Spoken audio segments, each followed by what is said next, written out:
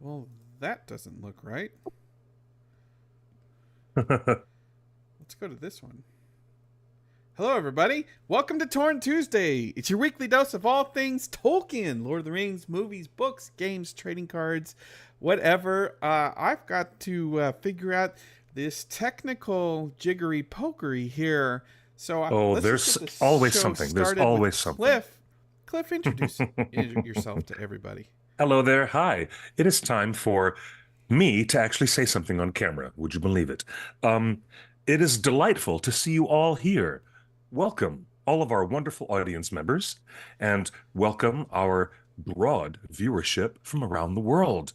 There's people all over loving J.R.R. Tolkien as much as we love J.R.R. Tolkien and his wonderful literature and languages and exciting stories set in Middle-earth. This is Torn Tuesday, the OneRing.net, doing our regular Tuesday drive-by fruiting. That's a little joke from Mrs. Doubtfire. It was a drive-by fruiting.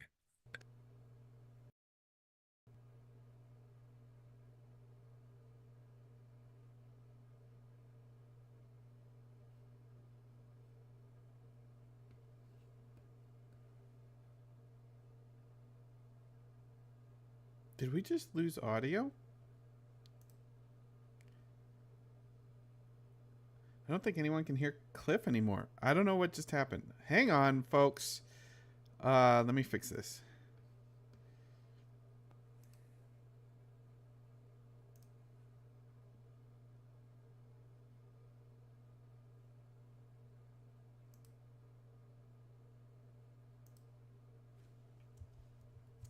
There. Hello, beautiful young man, Justin. How are you? How you doing?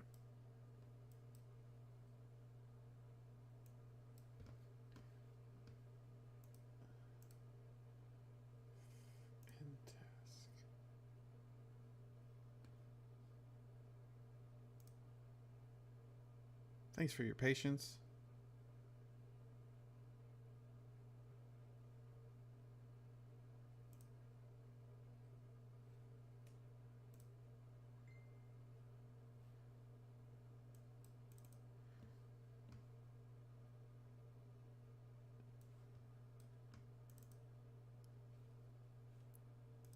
Does that look and sound better? All right, we're almost there. Hello, Clifford. He's texting. So we're going to get this show on the road anyway.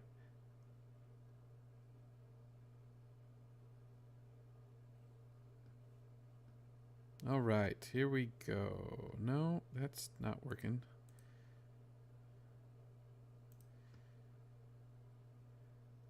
Okay. Let me bring up the chat room. This is why doing a live show is so much fun. Am I quiet? Is that better? Hello, everybody. Welcome to Torn Tuesday. Cliff cannot hear me. Let's take a look.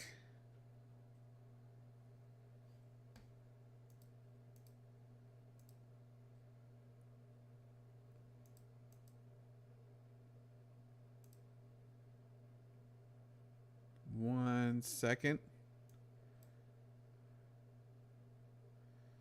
He still cannot hear me. Right. Let's see if the microphone's working because we can see you. Oh, I Oh, hear you now I can now. hear you fine. I hear you now. This is beautiful. Now I It can hear took you just so fine. long to connect to everything. Why? Why Goodness. don't Why things work? why are there gremlins in the microwave today? Why? Why is that? Why? Why ask why? Yeah, funny. That's really funny. Well, hello everybody. I was trying to introduce, everyone to our wonderful weekly dose of J.R.R. Tolkien conversation. And lo and behold, I lost my audio, and now I have my audio back. This is what happens when you're doing things live. Ladies and gentlemen, you never quite know what's going to happen around the next corner. And oh my goodness, how about that? Um, Well, let's get this show because we have big yeah, breaking let's news. get the This show is going. massive It kind of came out of nowhere. Huge surprise to fans everywhere. Let's hope this works. Hold on. And nope, that didn't work. Hold on. Give me a moment. Boom. Look Ooh, at what that, is that? folks. Today, it was announced that J.R.R. Tolkien will be publishing the collected poems edited by Christina Scull and Wayne G. Hammond. This brand new 1,600 page tome is the collected poems of J.R.R. Tolkien. 1,600 pages of Tolkien's poems.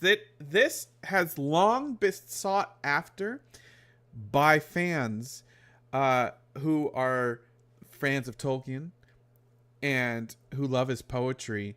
There has never been a complete collection, has there, Cliff? No, not like this. It's incredibly exciting. I'm really glad that you started off the show with this because I've been watching my Twitter account blow up all day long with people really saying like, holy moly, there's going to be brand new things that we've never seen before, never published before. There might be over 1,000 pages here, but 1,600 pages, which is more you know, pages than The Lord of the that's Rings and The exciting. Hobbit combined. That is so exciting. Do you know what else is exciting? Telling you what? 77 new verses of poetry. I mean, 77 new poems, let me be more accurate, that we've never seen before.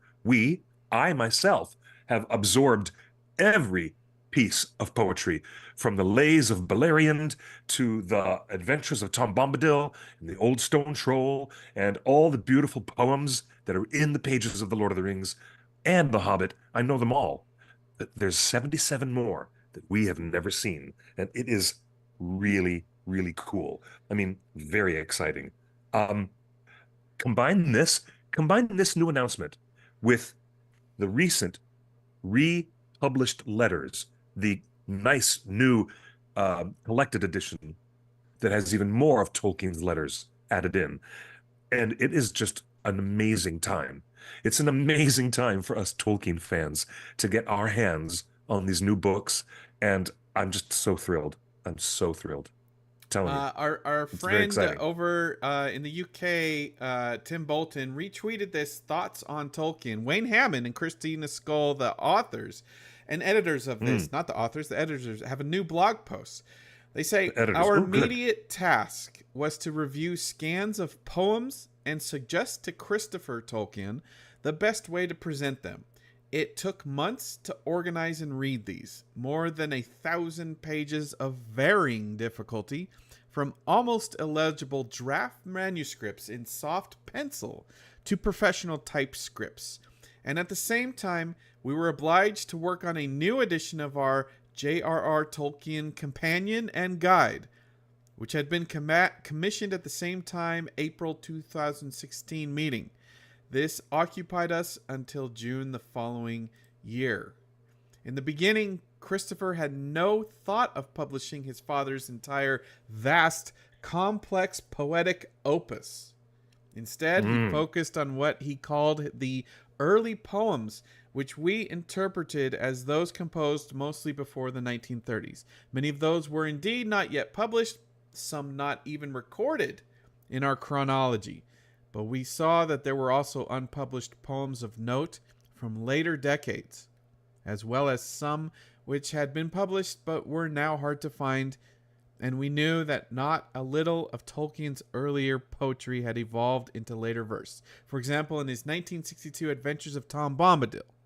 Hmm. Surely, no one can appreciate Tolkien as a poet fully without considering all of these works together. Cliff. I'll say this is where the rubber meets the road. There is an existing body of Tolkien academia and scholarship. And when something brand new comes out into the public eye, then the entire biosphere of scholarship changes and advances yet again. This is similar, perhaps, to when the Silmarillion was first published. Imagine, if you will, ladies and gentlemen, just imagine for a quick second that you're living back in the late 60s, early 70s, right here, and you're in the early 70s, you're just a kid, you're excited, you're 11 years old, you're going like crazy bonkers about The Hobbit and The Lord of the Rings, and actually, I was eight. I was 8 years old when it happened. But along comes a brand new book that had never been published, and it expanded all of Tolkien's scholarship in a very big way. And that was the release in 1977 of The Silmarillion. That's the closest analog that I can give you. Right now, we're getting new letters, brand new collector's edition letters with so many more personal insights from the man himself, and a new volume of his poetry, which is going to really just expand our knowledge, our entire collective knowledge as a fandom. And that's just us as, armchair scholars sitting at home, having a great time absorbing and learning about the professor. But in the real circles of academia, things are going to be spinning very quickly as people catch up and read and absorb and analyze more of his work in a new way that we've never seen before. It couldn't be better. This is the most exciting time of a Tolkien fan's life when someone says, "Oh, hey, there's a new video game." No, that's not it. Someone says, "Hey, there's a new movie." Well, that's really cool, but that's not really it. When someone comes to the table and says, "We've got new published works by Professor Tolkien, and you've never seen them before." Now that is just gonna woo. That's just oh my gosh, that's the best news. Thank you for the chat room. The best news. Sharing the release date, which is September 12th of this year. Some other details of the book from the writers themselves. The collected poems will include most of the verses Tolkien is known to have written.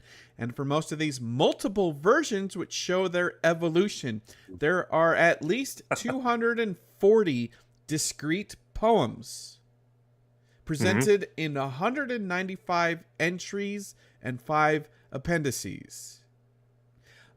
They have also incorporated poetry found at the 11th hour in the archive of C.S. Lewis scholar Walter Hooper. So at the very last minute, in the last 6 months, a C.S. Lewis scholar found new poetry from Tolkien that was in the possession originally with C.S. Lewis, and they're including some of that. Wow, how cool is that? That's cool, man. We have chosen to not to include all of the 100 or so poems contained in The Hobbit and Lord of the Rings, but have made a representative selection. So this is a great sample of the variety of poetry that J.R.R. Tolkien wrote and didn't publish, as well as wrote and published. Do you know one of his favorite poems of all? I mean, one of my favorite poems of all. It's only 2 lines. I'm going to share it with you right now. I think that Tolkien made this up in the bath, like a bath song, and he made it up after the publishing of The Lord of the Rings, and it was skewered by a lot of critics, as well as being embraced by a lot of critics. And here's the poem, my favorite Tolkien poem. The Lord of the Rings is one of those things. If you like it, you do. And if you don't, then you boo. There you go. That's it. That is probably my favorite J.R.R. Tolkien poem. Anyway, it's just so the collected. He's amazing. He's amazing when you think about it. Will be published this September 12th in the UK in a 3-volume set. The collected poems is a 3-volume boxed set, which clocks in for a total of 1,600 pages. Currently, oh my gosh, that's a lot. Wow. Currently, they've only announced a UK release, but HarperCollins is a global publisher, and there's no doubt that Mhm. it will be available in the US and others. So this Do you is know what's huge. interesting? Poetry might not translate the same way. And that might be the hardest part of foreign language editions of his books is, and it always has been. There's probably an interesting documentary to be made in there somewhere about how different international publishers around the world have struggled with the matter of linguistics and linguistic form in translating from English to whatever foreign edition they want to do. Um, I can imagine how hard it is, if not near impossible, to keep the idea of rhyme, meter, distinctive qualities of poetic verse, especially meter, and separating stanzas properly by metric linguistic appropriation. I really wonder how they do it. It's fascinating when you think about it. Chris Smith, the publishing director at HarperCollins, says poetry runs like a vein of mithril through all of the books that J.R.R. Tolkien wrote. With Hmm. this new 3-volume set, there are worlds in miniature to be discovered and reveled in, populated with unforgettable characters and settings both familiar and full of wonder. So there's going to be Okay, so something for everybody here. is that the only now there are people in the chat trying to clarify when the US edition comes out. They haven't announced it yet, although if past is prologue, the US will be out within the month of the UK edition. But we are being told by the writers of the book, the editors of the book, that there is a global paper shortage, which I've known about. It is Really? secondary fallout from the pandemic Oh, and and shipping this is from lanes, and supply chains still being it's messed up it's worldwide. still Okay. there's still supply Okay. chain issues Sure. with Of course. the availability of paper, and it is Wow. very difficult to uh, find enough paper to put out a 1,600 word page, 1,600 page, three book volume of the collected poems of J.R.R. Tolkien. As you recall, in the 1950s, a full decade, 10 full years after World War II, there was Hmm. still a paper shortage, and the publisher Yes. elected to publish the 3 Lord of the Rings books, one each year, to accommodate for a paper shortage. And here we are in 2024, 4 short years after a pandemic, and the publisher is again having issues. So rather than release collected book volume 1, 2, and 3 in separate years, they're just doing a more limited release Hmm. of the full Okay. volume at once. So there is potential that the US market will not see this maybe until next year. We don't know Oh yet. dear. The only announced release is for the UK. And they are not making this up. Uh I know for a fact that there is a big logistics issue around book printing right now. So it's the same with vinyl record pressing. I mean, you have to book like a year and a Yes. half in advance if you want a vinyl record of anything Yes. coming out. So But there before you we go. close into our next story, something should be said about the excellent ongoing work of Ms. Christina Scull and Wayne G. Hammond. They have been absolute pillars, and I mean rock solid, concrete pillars in the academic world of Tolkien. And they have done so much, so many things that they've done. And this is just one more excellent gem on the crown of hardworking. I mean, they have as editors, they have put together some of the best stuff with Tolkien. Um, and they have an official website, okay? And it's actually Hammond and Skull. If you want to go to their website, and they link back over to the Tolkien Collector, and the list of stuff that they've worked on, including the, J.R.R. Tolkien, artist and illustrator, which is a great volume from HarperCollins. Highly recommended, the artist and illustrator book that they did. And they also edited the 50th anniversary of Farmer Giles of Ham, and they edited the new version of Roverandom. And I love Roverandom, one of my favorite little children's stories that Tolkien did on the side. So my hat's off to you, um, Christina and Wayne. I Excellent work, and I'm so glad Oh, to here see we go. them I back in the found it, mix. folks.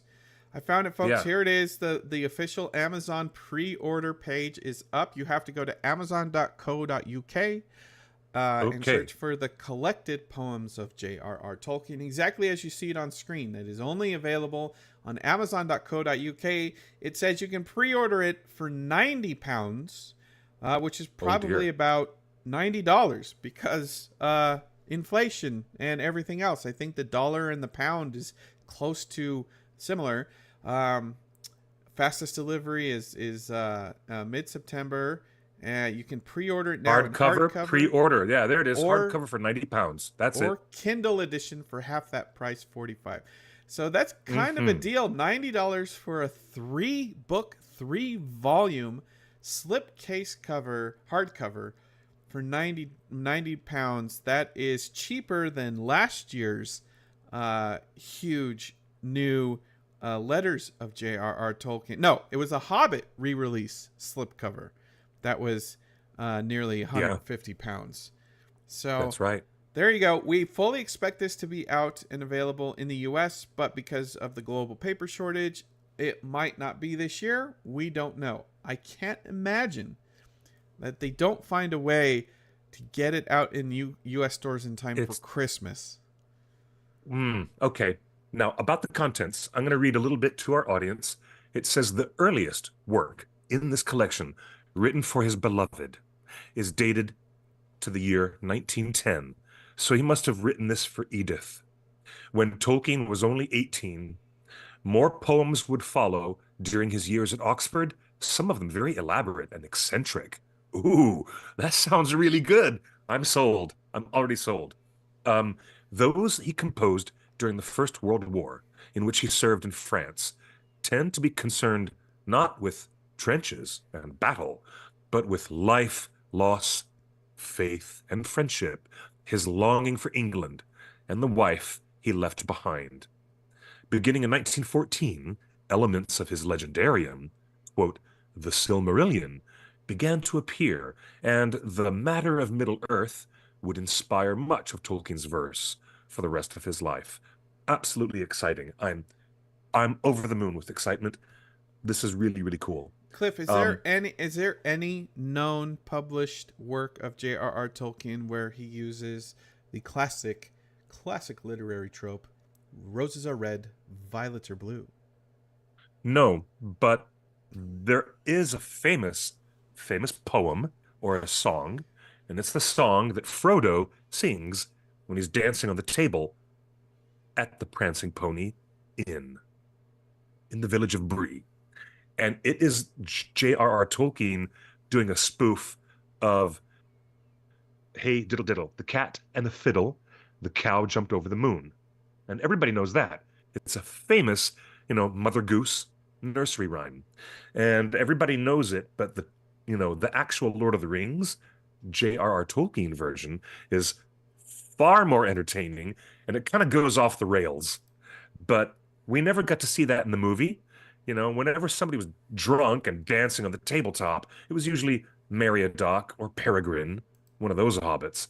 But in the book, it's actually Frodo, who is demanded by the shouts of the audience in the Prancing Pony. And they say, a song from the Shire folk. So Frodo does the most conspicuous thing he could possibly do and dances on top of the table and does this whole thing. And it is very familiar and yet very different. So, Aravandi says, I can't get Amazon to give me the page for the book. I will post it in the chat shortly. I got to move this over to a separate computer. Final comments from the publisher and the authors about this. Interestingly, they say that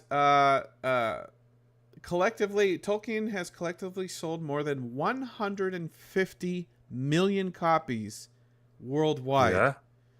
That is a brand new official number published, shared from HarperCollins. For 2 decades now, HarperCollins and all the publishers have refused to give updated numbers on how many copies of Lord of the Rings have sold in eternity. So Really? that is a brand new number, I believe, 150 million copies worldwide. So that's huge. The other thing here includes 60 poems that have never before been seen. Oh my goodness. 60 poems that have never been seen. Wow. This is so cool. All right. Now, Justin, I don't know. A lot of people, and I know the kids that I knew when I grew up, were like, oh, yeah, I liked reading The Lord of the Rings, but I just skipped over the songs. And I skipped over the poems because they would go on and on and on for pages and pages and pages. And I wasn't that.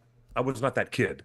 I was the one who was really, really intrigued by the verse, the structure of the verses, and the exactitude of his language. I was really into that.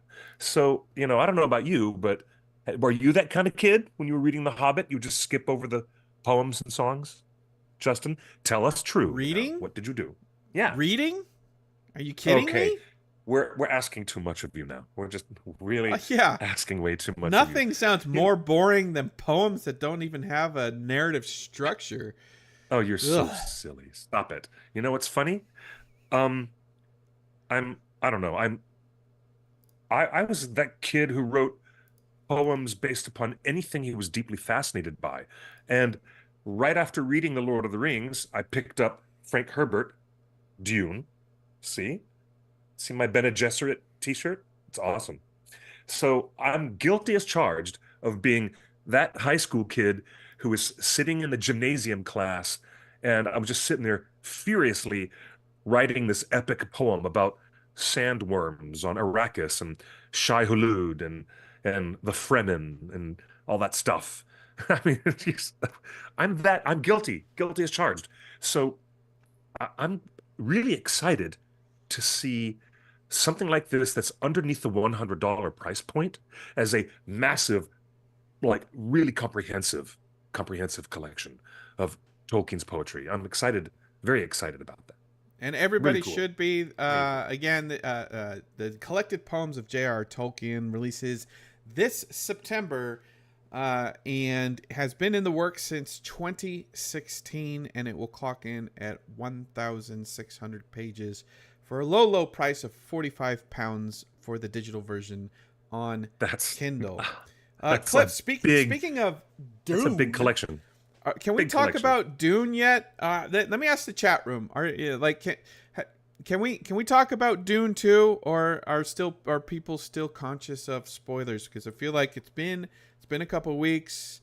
We can. Sorry, the book was published in the '60s, so whatever.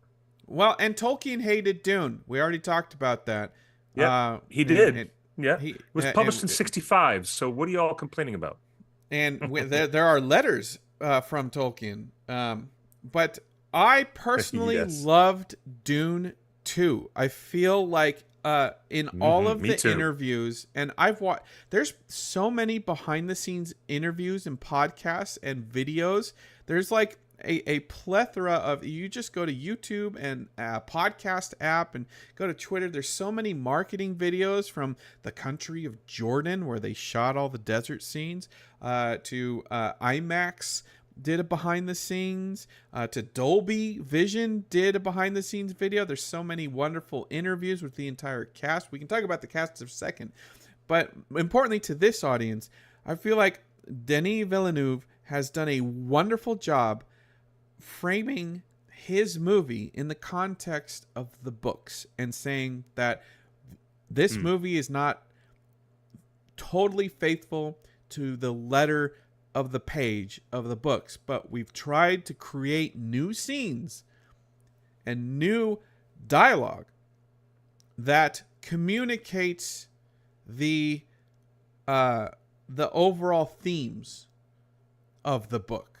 So their goal was not to forward their own story and just use Dune for it. Denis says that they used the visual medium of film to try to communicate the themes in a shorter amount of time than those long books. Cliff, do you feel that he succeeded in making the most faithful adaptation of Dune? I'm going to defeather your question and answer you in a different way. It is honestly worth, it's worth a comparison to the Lord of the Rings film experience because of the business model that Warner Brothers Discovery is putting into place. Putting out 3 large films to deliver off a big, big classic intellectual property. But honestly, it is one of the best films of science fiction that I've seen in ages and ages. It's a really excellent. When you put Dune Part 1 and Dune Part 2 together, it qualifies as one of the finest science fiction experiences in modern cinema. But it does not qualify as the finest adaptation of the original book by Frank Herbert, because there are still strange things that happened in this process that changed the source material. And there's a whole matter, like a couple of Mount Everest's worth of political and philosophical matter that was removed from the film to allow Villeneuve to play more fully with the powerful themes of the story. So he succeeded in bringing right home. It was a home run, bringing all the way around all 3 bases and back to home base. The powerful themes of how dangerous religious fanaticism is, how power has a tipping point when it is corrupted by influences outside of the family, and all these and ecological, deeply well-researched ecological concerns. Villeneuve delivered beautifully on the themes of Dune, but he actually didn't bring everything to the satisfaction of Dune fans everywhere. Just look at some of the nerd cookies and some of the hardcore Dune people on YouTube who are actually having conversations about the way that major characters like Chani were changed. The character played by Zendaya changed from the book, and the Spacing Guild and its navigators removed completely. They're not even in the second film. And the overall concerns of how the spice is sold and becomes a mechanism of industry and a terrible focus of power. And that's only barely touched on. It's just touched on a little bit. And even all the mentats, even a great character like Thufir Hawat, he disappeared from Dune 1 and does not reappear in Dune Part 2. So it may have been a really, really excellent high-grade science fiction, but Villeneuve actually left quite a few gaping holes and missed bringing a lot of things on screen. Counterpoint. There is always a counterpoint. I love the changes to Chani, who on my first watch I thought she was called Johnny, like Johnny Chani. Rotten. Nope. Chani. Chani. And her character is a wonderful placeholder. And upon my third watch, I really picked up on it. And then I listened to an interview with Denis Villeneuve, who said that they changed the character Chani to make her more of the placement and the perspective of the audience. The viewer, is Chani's perspective, and what she goes through in the movie and the things that she says and her arc from the beginning to the middle, and the things that she does and the protests that she makes all the way to the very end, which was so thrilling.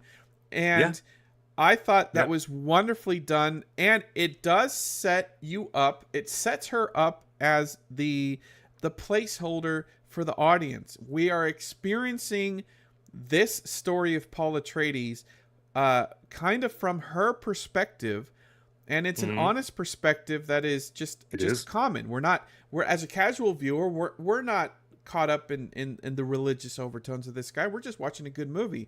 And so there's a little bit of that there. So I really appreciate that they've enhanced her. I feel like they've enhanced her role from from something very it was smart to do it that way. From what I understand, the books, Chani was a very one-dimensional or maybe two-dimensional character, and here in the movies she is a fully fleshed out three-dimensional, and she has her own agency.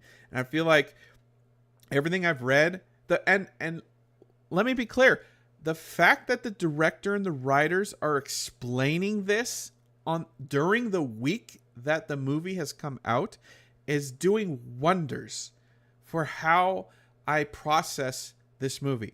I went in as cold as I could be. I didn't even watch the last trailer. Like, I wanted to go in and be shocked and surprised. And how long since you've seen the David Lynch original from I've never 84? seen it. Everything sucks about Dune. Really? It's the books are too long and the movie sucked, and no one has said anything nice about David Lynch's and Kyle MacLachlan's, and Sting is in there for some reason. I don't understand. So are you kidding? I've never watched it. Dune is a clean You never slate watched for me. the original 1984 Dune? No, It's gross. Why would I want to watch something that's terrible?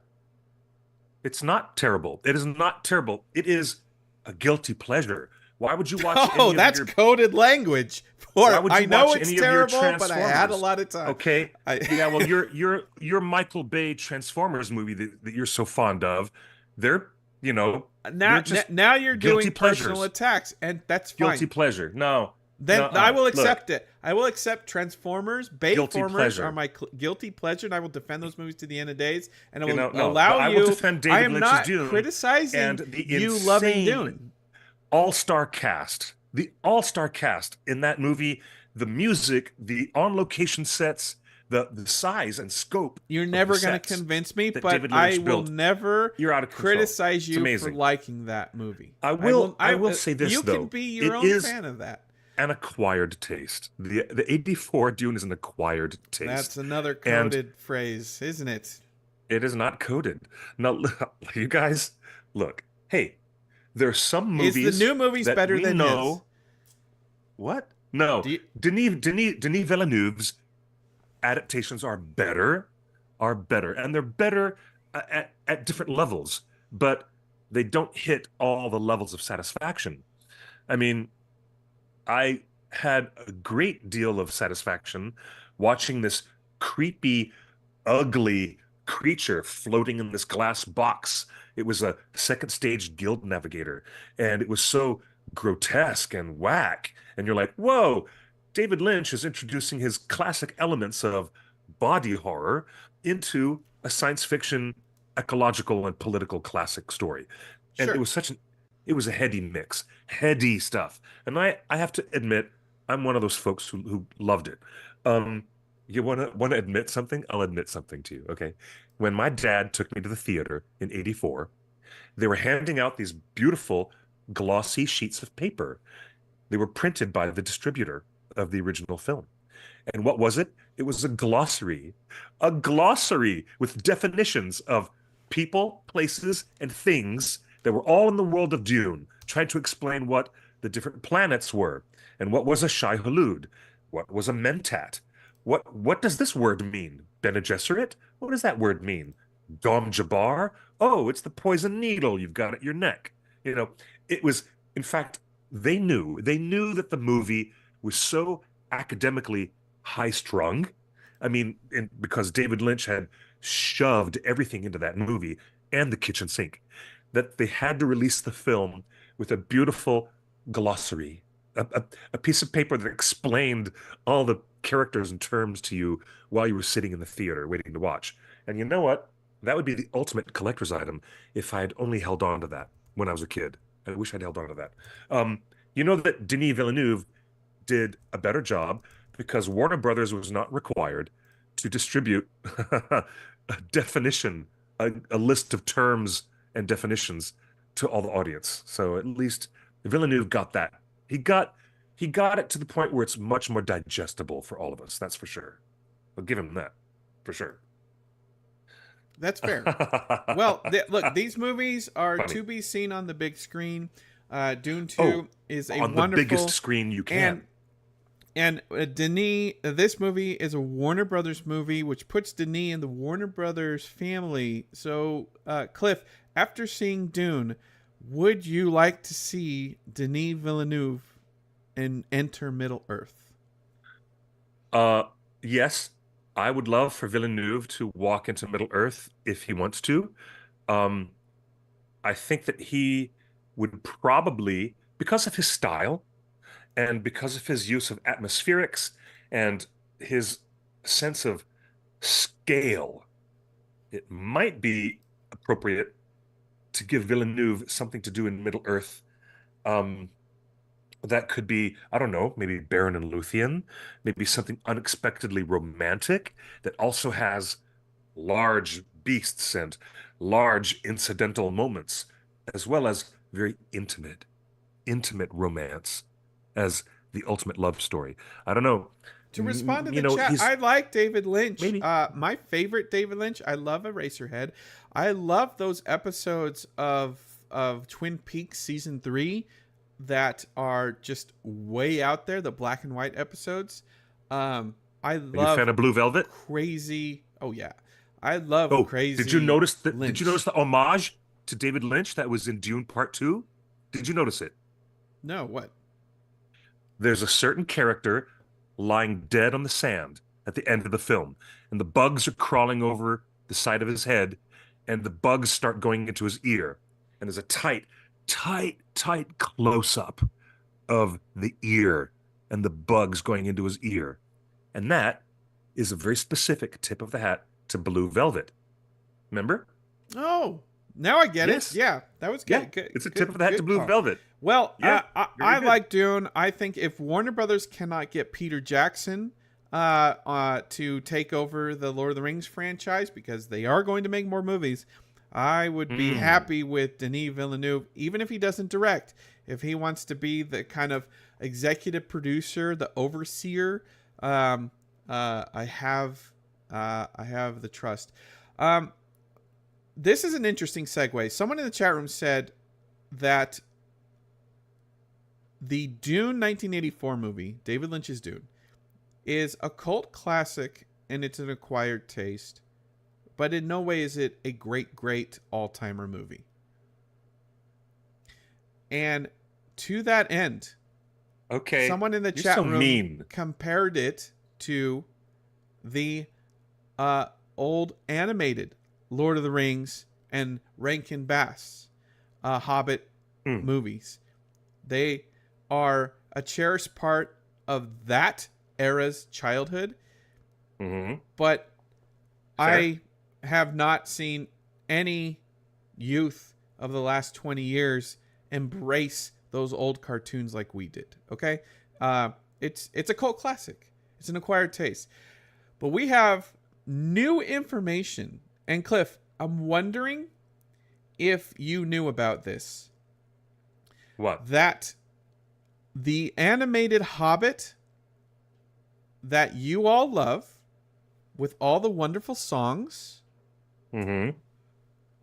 was made without permission. It was made under a claim of open source, out of copyright, public domain. That's right.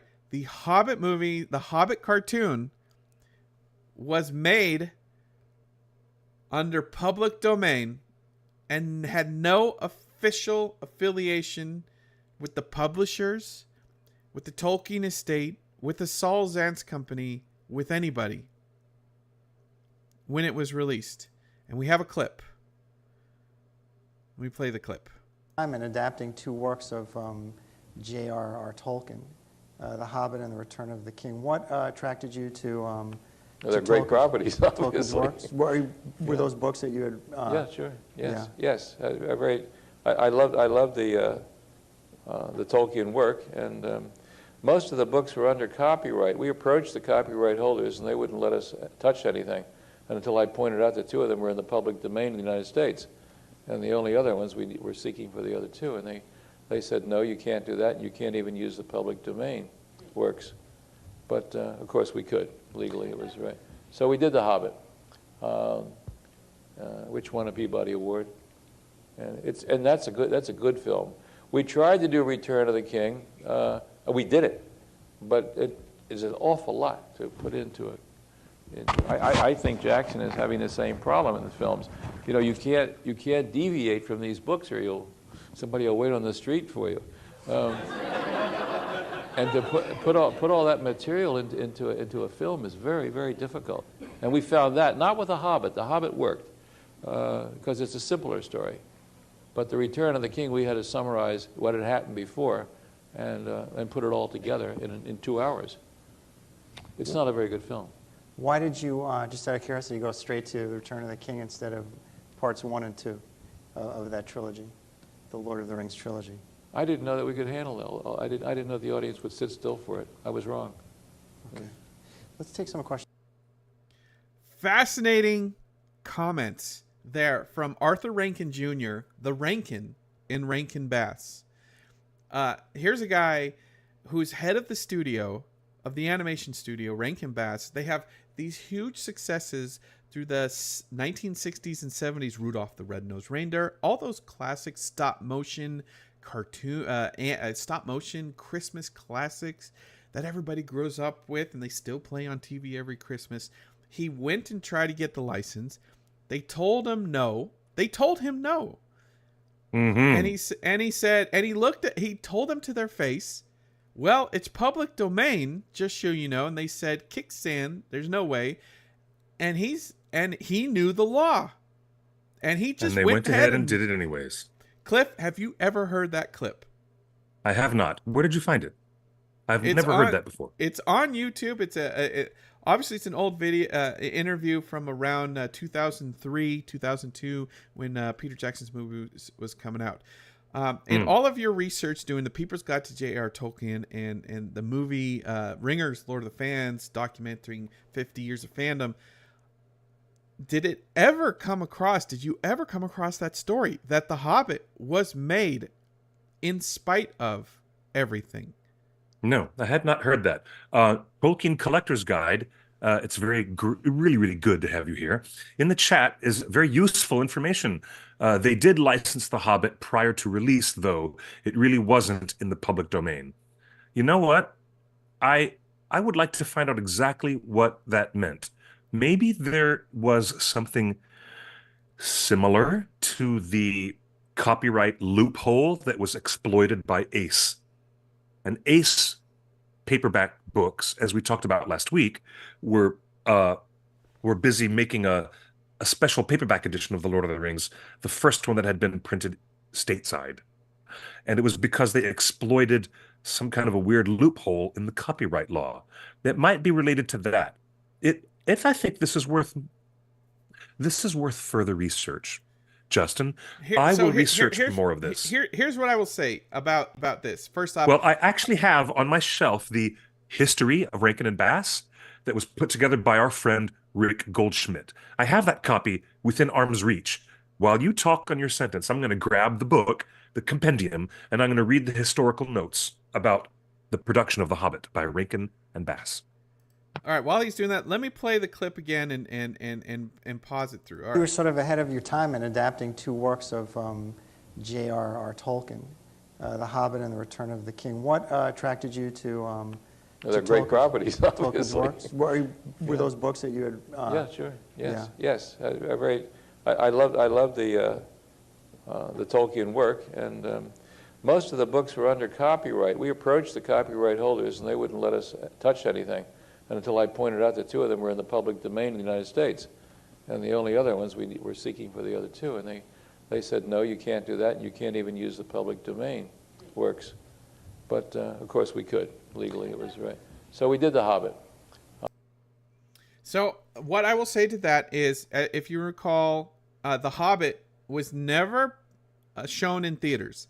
The Hobbit was a television special, and this is where it gets complicated. And this is how this is how we talk about Amazon now, right? Because he published, he made a deal, he went and made the film The Hobbit, the animated film, and then they distributed it on television. It was only on NBC Network. It was an NBC movie of the week, Sunday night That's movie right. of the week, and it premiered on November 27th.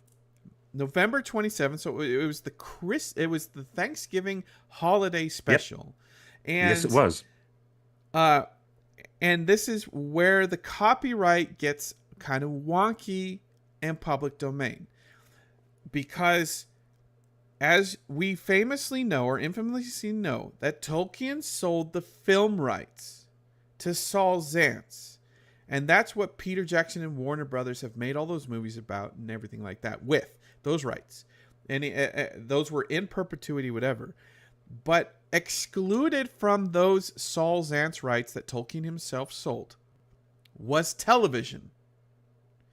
There was no television rights included. This is what Amazon purchased for $250 million 7 years ago. So we know that the TV rights to Middle Earth weren't in play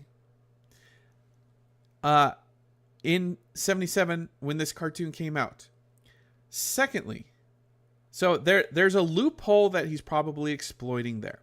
Secondly, he says that right there, Arthur Rankin Jr. says that the books were somehow public domain in the United States only. The Hobbit cartoon was not released internationally. It was only released in the U.S.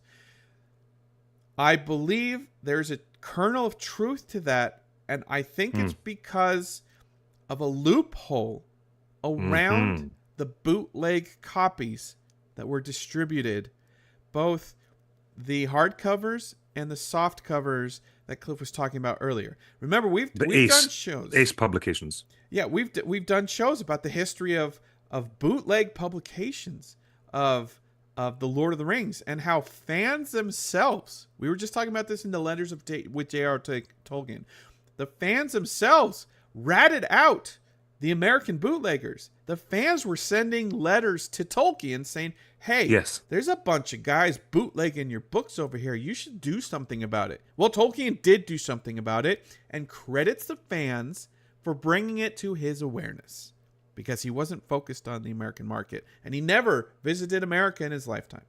So I think that there is a public domain argument to be made that these books were published in the U.S.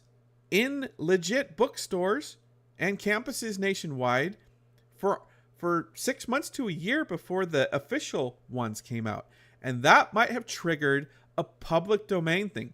I also believe that because Tolkien wasn't focused on the American market and they were late to publish it, I don't believe that Tolkien and his publisher registered the copyright.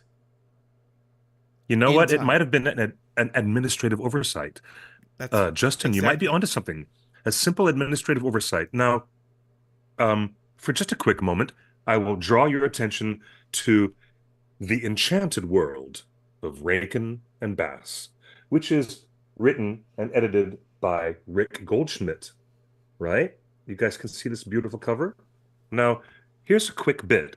Um, it premiered in 1977 on November 27th on NBC Television Network. And this 90-minute cell animated television special is based on the literary classic, and it brought the work of Rankin and Bass to the attention of a whole new audience. This production looks unlike anything that Arthur Rankin Jr. and Jules Bass had done previously, and the special was designed by Arthur himself. Okay, he did the character designs and then worked with the Japanese animators and the animation supervisor Sugiyuki Kubo and character designer worked with Lester Abrams. So it was Lester Abrams in New York City, working also with Tokyo with Suzukiyuki Kubo, also under the auspices of Arthur Rankin Jr. It says here that it features the voices of well-known film directors and actors like John Huston, who is the father of Angelica Houston, and also Otto Preminger. And it also says right here in a little caption, "We were amazed at the audience that The Hobbit got," said Arthur Rankin. "It was NBC's worst year, down in the pits, and we still ended up in the top 10 shows of the season. It must have been everybody that ever read Tolkien in college stayed at home with their kids that night." And in closing, it says that The Hobbit stands as the most awarded Rankin and Bass television special of all time. It won the Christopher Award, and they were presented with the prestigious Peabody Award. It was so successful that the sequel, The Return of the King, was made by Rankin and Bass in 1980. How about that? Okay. So nothing So about this. there's So Cliff, nothing in that is about the Arthur copyright Rankin problem. Jr. in this interview from 2003? Is he? Do you feel he's being totally honest and forthcoming in his old age, or do you think he's kind of changing history a little bit? I What don't do you know. I think? mean, the man had the chance to say something in that interview when it was at the very height of the fan craze for Peter Jackson's films. And so he wanted to speak about it in earnest, and he seems to be completely in earnest to me I that believe him. I believe him they had in this access interview. to it because of some weird copyright thing, but it must He be more didn't have specific access than to that. it. And here's the thing. Well, Him because of committing it to being an public animated domain. right. And again, Yeah. this isn't like a YouTube video where it's like, hey, we'll spend all this effort making it. It'll be creatively fulfilling, but if YouTube takes it offline because of copyright, so be it. Arthur Rankin Jr. is not betting his whole studio on a maybe. He has Exactly. great lawyers at the height of their popularity in the mid 70s. Rankin and Bass have the best entertainment lawyers. They know exactly what they're doing. They're the #1 kids TV special movie makers in the world. Yeah, no, our friendly people in the chat, hello, Fred, you've got it. The rights that were sold by Tolkien were just for stage and film, gaming, and merch, but not for television. Nerd of the Rings had a recent video about that. Thank you, Fred. And Tolkien Collector's Guide offers even further clarification. From a court declaration on this matter, quote, although the film was unauthorized when it began production, the Tolkien estate and Tolkien Enterprises, which is the Saul Zaentz company, threatened legal action, and it became authorized through a settlement. So there was a lawsuit. There was the threat. There was a threat of a lawsuit. A settlement is a lawsuit that was not judged, but they came to a legal conclusion. How about a later that? lawsuit regarding the Rankin Bass sequel also resulted in authorization by settled agreement. Okay, so Were these lawsuits Wow. after the fact, though? That's what I want to know. Did Rankin and Bass fully animate and produced this, and then NBC released it before there was an agreement. I want to know dates. I want to know dates. Hello.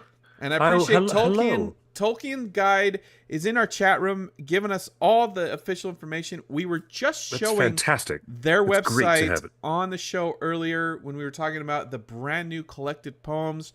We found out about it through TolkienGuide.com. So look up Tolkien Collector's Guide, because they're in the chat room right now helping us to get to the bottom of this. And also, they're giving you the late breaking news about the Tolkien Collector's collected poems thing that's going to be out this year. XOXO, I find this fascinating. Yes, that's why I wanted to bring this up. And I did watch Nerd of the Rings video this week about the rights issues. And again, it's exactly what I think just happened. Cliff, do you think I'm off base when I say this television special was outside the Saul Zaentz deal? You are not outside. I'm surprised, really, that the whole thing didn't get shut down. It must have been the case that, now look, Rankin and Bass had the most successful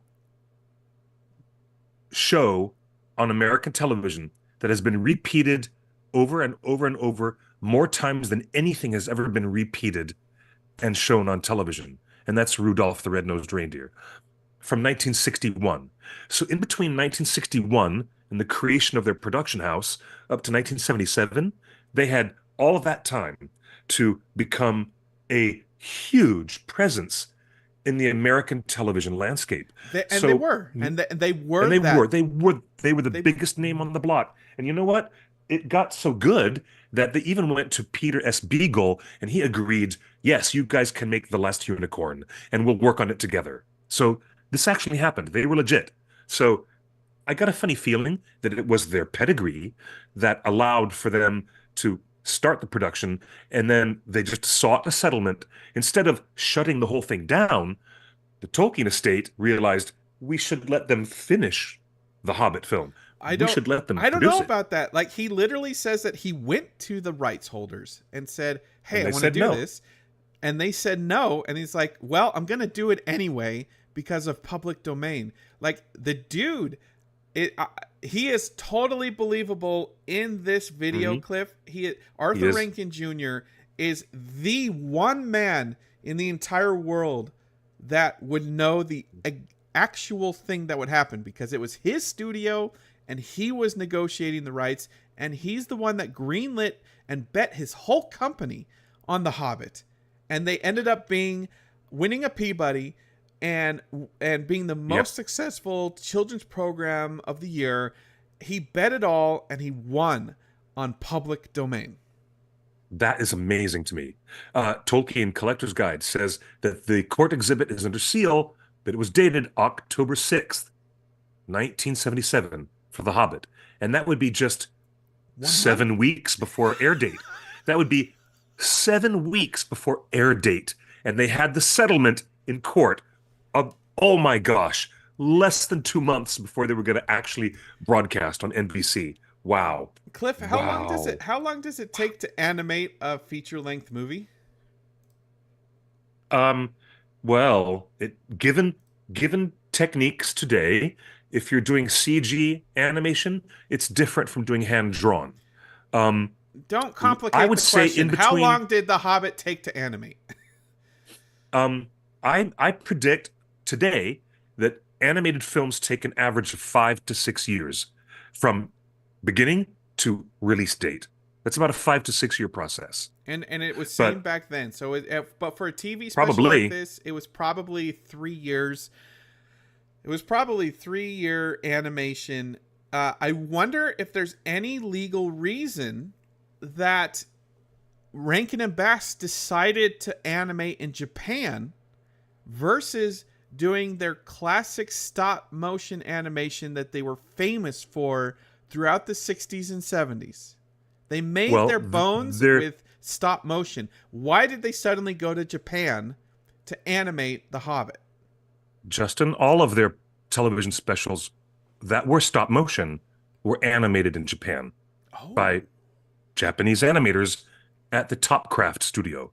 So everything that they made was designed, written and designed in Manhattan, and then sent to production because the gentleman that we just showed, Arthur Rankin Jr., would repeatedly make trips to Tokyo to go and visit the animation studio and to work with the animation staff and the character designers.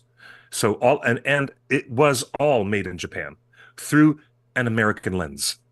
It was always the biggest collaboration between international artists, and that was going on from the 60s onward.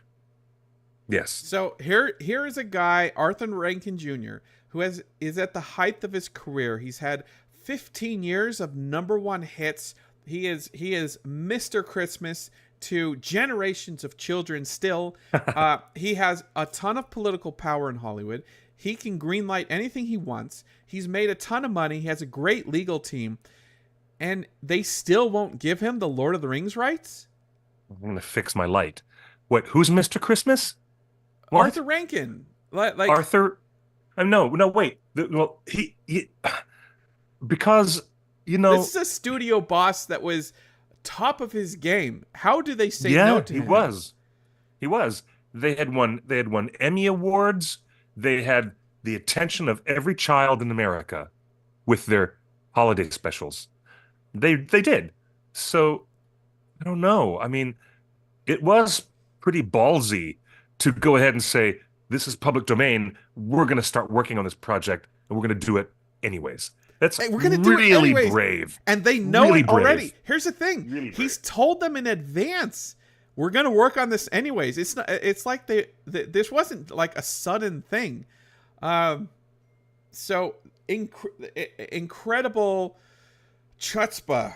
I don't know what else the word is. Yeah, while Cliff is playing with that, let me play the second part of that clip again. I fixed it. It's okay. I fixed it. Which won a Peabody Award, and that's a good film. We tried to do Return of the King. We did it, but it is an awful lot to put into it. I think Jackson is having the same problem in the films. You can't deviate from these books, or somebody will wait on the street for you. Let me just highlight that, Cliff. He says, you can't deviate from the books. Someone will wait for you on the street. He knew that back in the 70s. Does that match up with your research for Ringer's Lord of the Fans and People's Guide for J.R.R. Tolkien, that the fans were that dedicated to fidelity at the time? No, at the time the fans, oh my gosh, in the late 70s, there wasn't an internet conversation about fidelity to Tolkien. Any fan was just out of his mind, delighted that somebody would take a paintbrush and a pencil and attempt to even make an adaptation at all. Well, Arthur Rankin Jr. thrilled that it was done at all. Just acknowledged that at the time you have to be loyal and faithful to the books. So Arthur Rankin Jr. recognizing that, half of Rankin Bass, the guy, the man, recognizing that with this particular fandom, fidelity is prized, and he recognizes the difficulty that Peter Jackson would have adapting Return of the King, because there's a lot to do. Cliff, Otaku Senpai says, didn't the riddle game in the Rankin Bass Hobbit play out as in the second edition of the book? Has anyone done a comparison? Yes. Yes. It's the riddle. The riddle game is based on the second edition.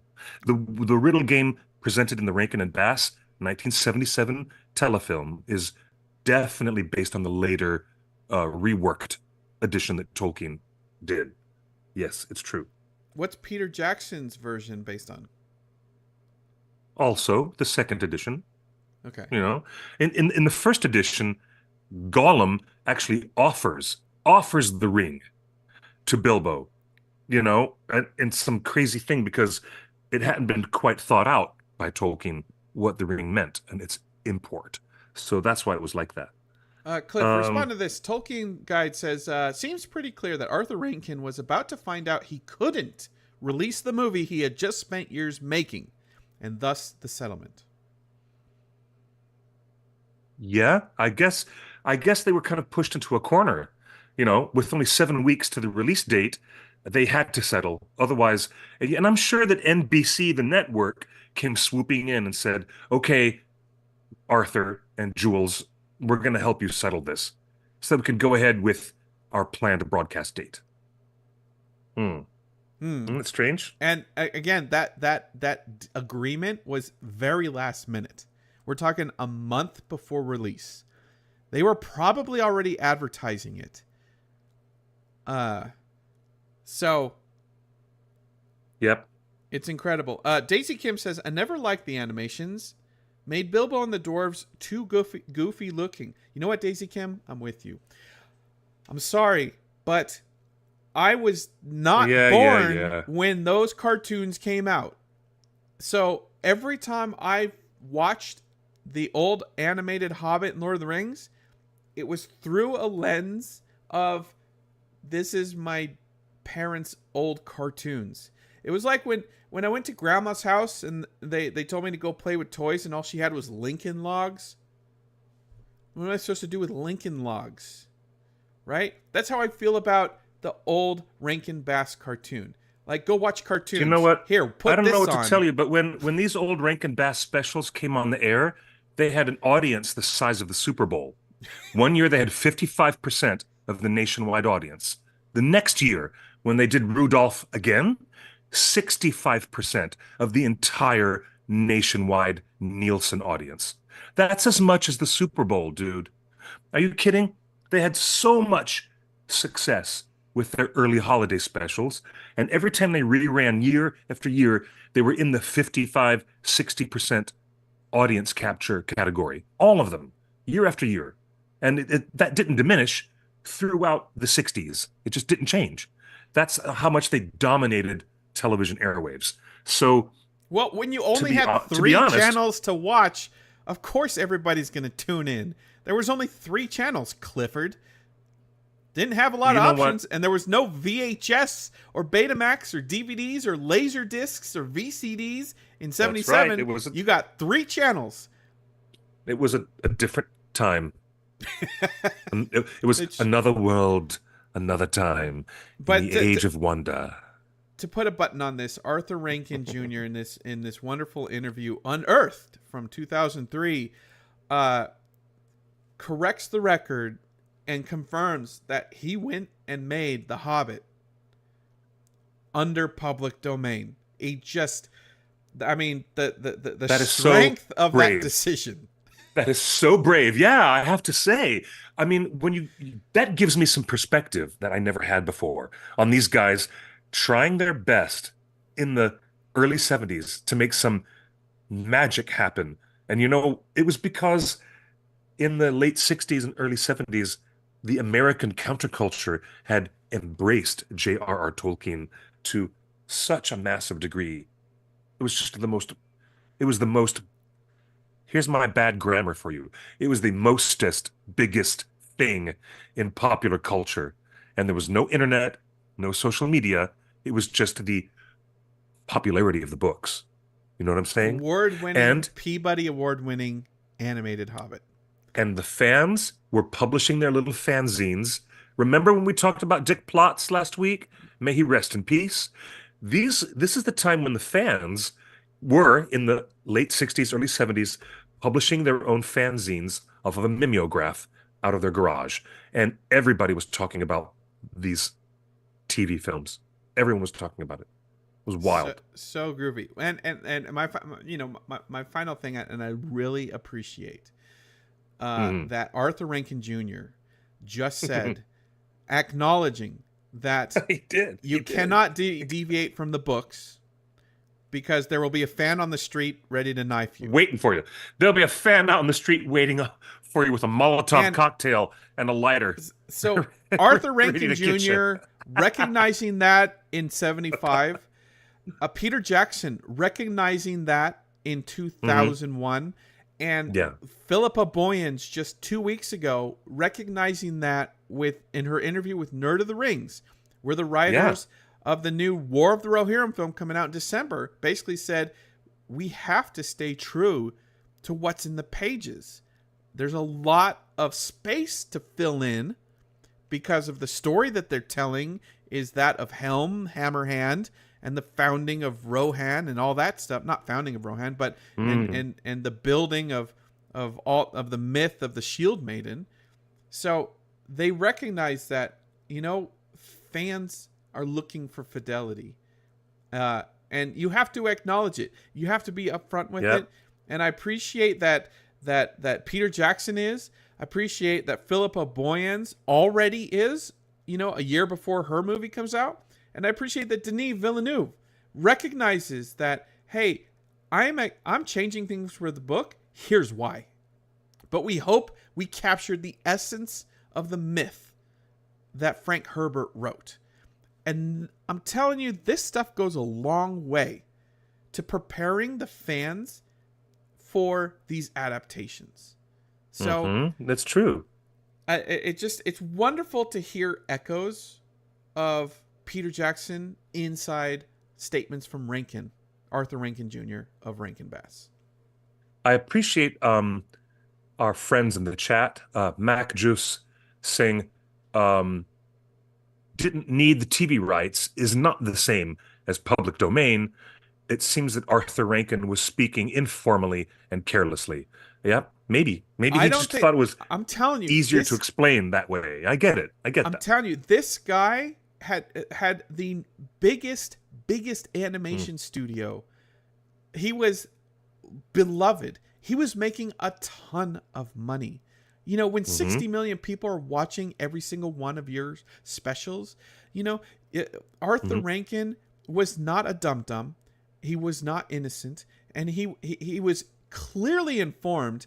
And he went to try to get the rights. He probably offered him even more money. And they kept telling him no. And he's like, well, fine. I'm going to... He knew. He was very informed on the law. Do not put it past Arthur Rankin that he was ill-informed. He was fully informed, and he still went for it because he knew his rights.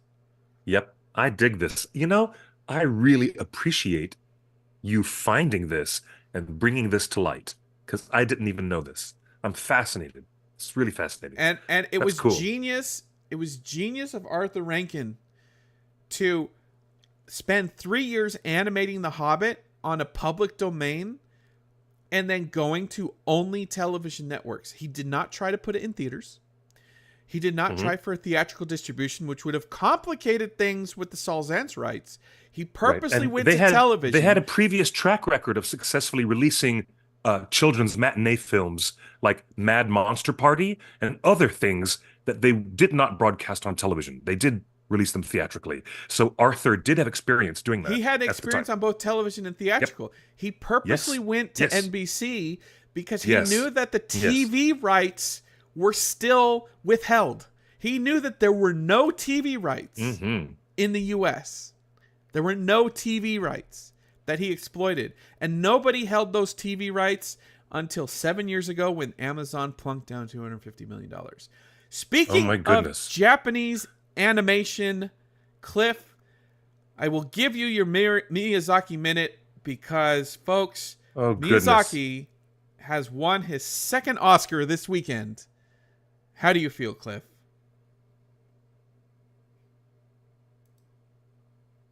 That's a silent clap. If I can't even hear you. Can't even hear me? Yes, you can.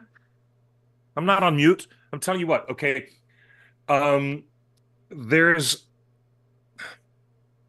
Look. When we lost Jim Henson, we didn't know. We didn't know that it was going to happen because he was running around in his 40s, and he got walking pneumonia, and he overworked himself to death. Jim Henson would not stop to take doctor's orders and rest and heal himself. He just worked himself to death. And it came as a big shock and a surprise. Miyazaki, who is now, 86 or 87 years old, is already reportedly having trouble with his eyesight. He's losing his eyesight, and instead of taking 4 years to make a movie, it took him 10. 10 years to make The Boy and the Heron. A whole lot of The Boy and the Heron was, in lack of a better word, outsourced to other Japanese anime studios who collaborated to help pick up the workflow, because the workflow was getting behind and Miyazaki was getting older and older. And, I'm just saying that this might be the last one. All of this is to be put into this larger basket of consideration. It seems very unlikely with his age and his failing eyesight. And I don't want this to be the case. I wish him many, many more decades of artistic genius and brilliance. I wish him to be able to do that for all of us. But Miyazaki might be at a point where he's ready to really let go of everything. And if that's the case, if he is really going to exit the world stage as an artist and not make any more films, then this last movie, which is originally titled in Japan, How Do You Live? Not The Boy and the Heron. If this really is his last movie, then I feel so thrilled, so happy for him to be given acknowledgement by the American peers, the American voting members of the Academy, to acknowledge him and his cultural presence, his artistic shadow, which is so tall and so wide across everything that we look at in the world of feature animation. So for him to exit the world stage on a high point, on a really wonderful, almost impossible high point, a high note, that is a wonderful way to go out. And if we get news that, he's never going to make another film again because of his age and his eyesight, then so be it. That's the way the world is working. He has had more successes and more of an impact on the culture of feature animation and how we, as Americans, absorb Japanese storytelling. You could talk all day long about Dragon Ball Z, and we should mention, in quick eulogy, that the creator of Dragon Ball Z passed away last week. I mean, everybody can talk about their favorite TV show in animation from Japan. You could talk about, Evangelion, or Cowboy Bebop, or Fooly Cooly, or even more recent stuff like Attack on Titan. All the things that people love. But what influenced this product, this big consumer marketplace that we all love and enjoy, was directly seeded and nurtured by Isao Takahata and his partner, Hayao Miyazaki. And I'm really amazed that, Takahata was overlooked all of his years, and he never got an Academy Award for some of his groundbreaking animations, like The Grave of the Fireflies. He got nominated for The Tale of the Princess Kaguya, but he did not win. So I'm very pleased that if Miyazaki is going to make this last movie, his swan song, then I'm so grateful that everybody in the animation industry is acknowledging him for this effort, because in a very realistic sense, it might be the last film we ever see from the great master, Miyazaki-san. And I'm very, very happy to say that I lost count. I went to the movie theaters 5, 6 times to see The Boy and the Heron over and over again. I just lost count. It started to be like, how many times did you see The Fellowship of the Ring? I stopped counting after 9 or 10 screenings. That's I'm So a fan. what does this mean for I'm a fan. War of the Rohirrim? Let's say War of the Rohirrim Ooh, is well, I'm glad you mentioned high that. quality tentpole movie coming out in December, right before Yes. Oscar season really kicks into gear. Is Miyazaki winning the Oscar for Best Animated Feature? Does this give us stronger hope? Oh, yes. That yes. anime version of Lord of the Rings could Yes. also get recognized for Oscar gold. Yes. Yes. Boy, howdy. Yes, yes, yes, yes, yes, yes. Are you The ready to answer is MC yes. another Oscar party in I am. Hollywood this week next year? I am. Yes, I'm going to say yes. We're ready to have another Oscar party right here, first week of March, next year, 2025, in honor of the War of the Rohirrim. So down for that. And We're even better, wait, even better, when the second season of The Rings of Power gets up there for big Emmy Awards, we're going to have a big Emmy party and celebrate, you know, because at that time, I'm thinking that the TV series will but be that's later. kicking But up the the high Oscars are gear. first. The Oscars are Yeah, first, Oscars are first. and I want to does have it all the make it more parties and likely? celebrate all of them. Does the December release of War of the Rohirrim make it more likely it would get nominated? Yes, because a movie that's released early in the year, like January or February, is not usually remembered. Oscar movies called Oscar bait are always released in the last quarter of the year. That's the way it is. And that's because they want to keep those movies more fresh in the minds of Academy voters. I'm telling you, all things are possible. But yeah, you know what this is? I mean, it was a history-making night. It was history in motion picture history books that, you know, 10 years after his last feature film and over like 20 years since the last time he had gotten an Oscar, Miyazaki remains the only person to win two awards: Best Animated Feature, not almost as much as Pete Docter, okay, from Pixar, and he's the only person to have won for 2D hand-drawn animation. Miyazaki, winner, 20 years apart So not for only this not only did particular an craft. anime film win for best animated, but a fully Japanese visual effects studio won for best visual effects for Godzilla minus one. And that means that Godzilla had its first Academy Award after 50 years. First time ever. Half a century in the marketplace of motion pictures, and Godzilla has never won an Oscar until now. It happened. Now.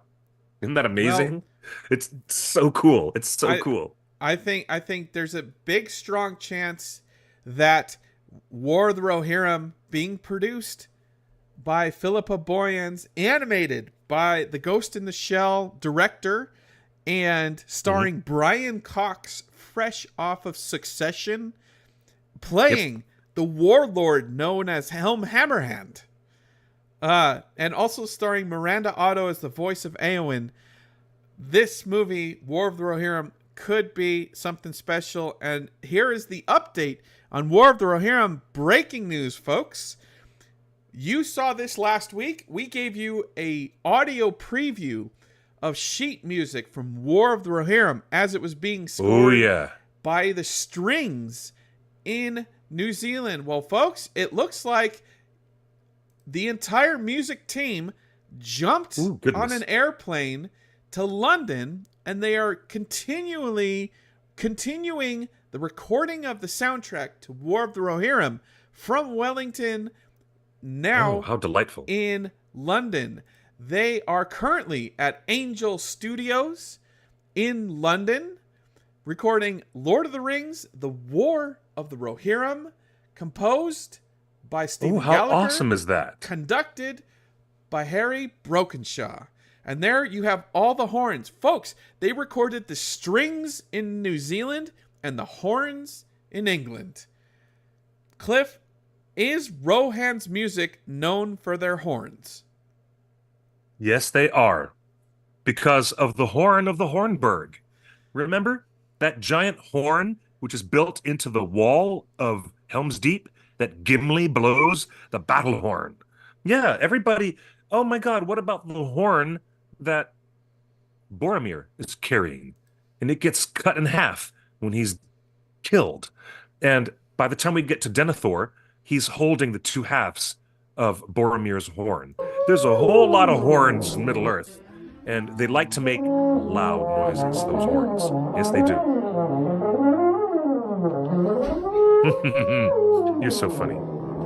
But I'm So excited that the horns they're being are really in public. motion. And look Look at at how this public pipe they're being, organ. showing off their work. I love that. What is the French horn count on this one, Chief? Look at that pipe organ in this studio.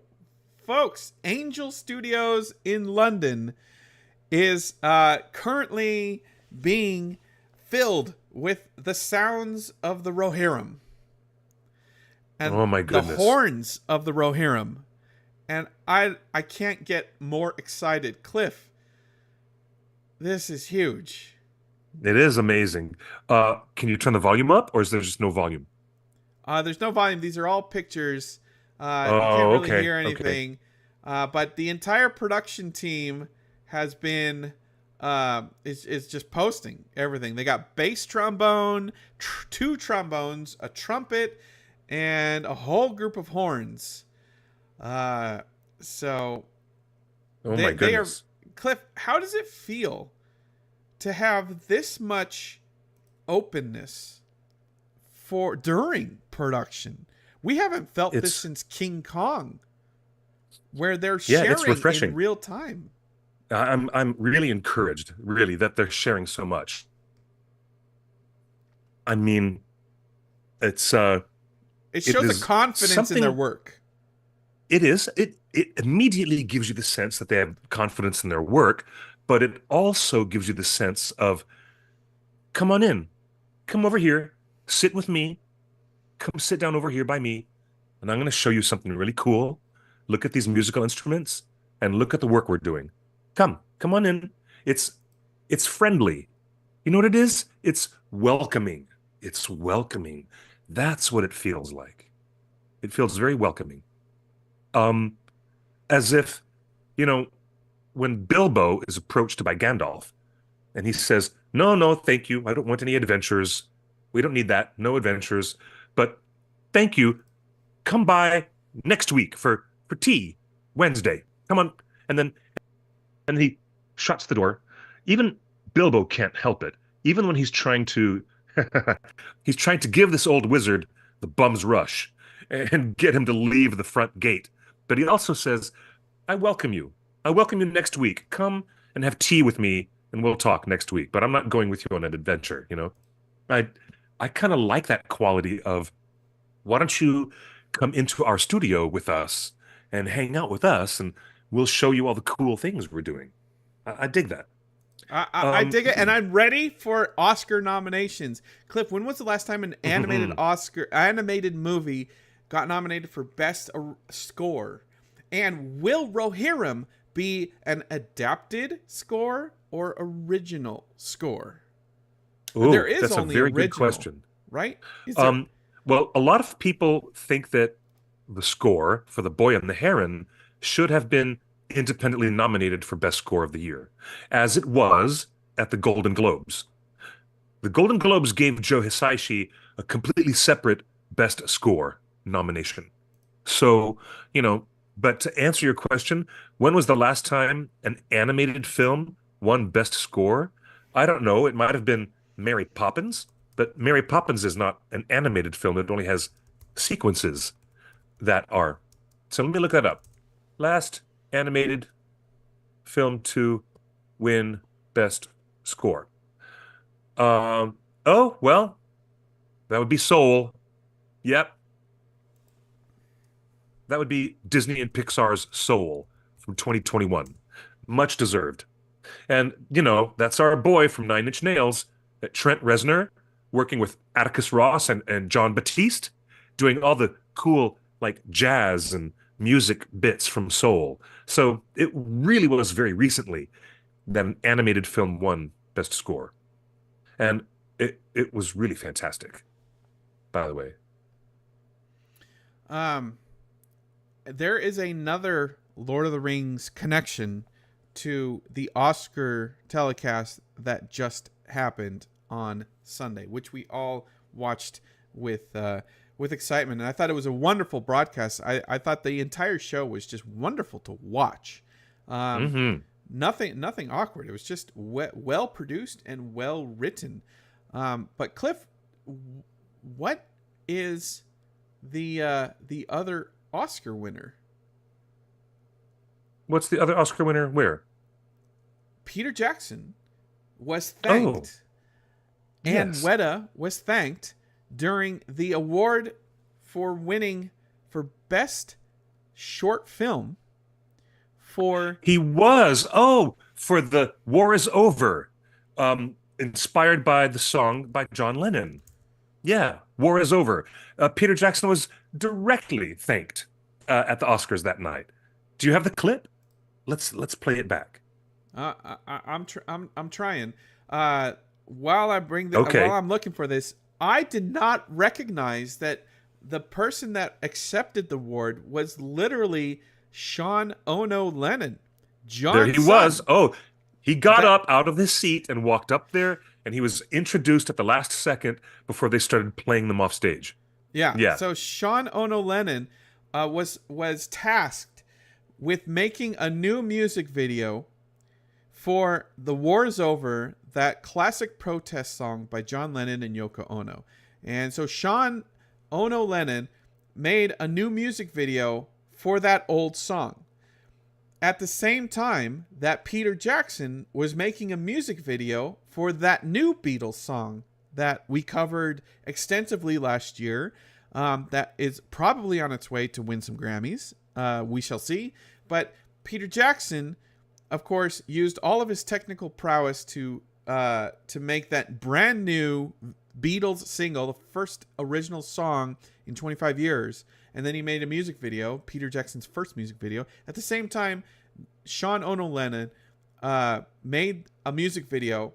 They submitted it to the Oscars as a short film, which, honestly, not a bad idea. I wonder if Michael Jackson would have won an Oscar if they submitted any of his music videos as short films. But a great idea. He ended up winning. So John and Yoko's old song, "The War Is Over," with their new music video. I'm not going to play it because because the Beatles copyright on YouTube is really, really strict. So we're not going to play it. But that was another big shout out. And you have to believe if Peter Jackson got a shout at the Oscars for winning, then Peter Jackson and Weta probably did a lot of uncredited and unpaid work in making that short film.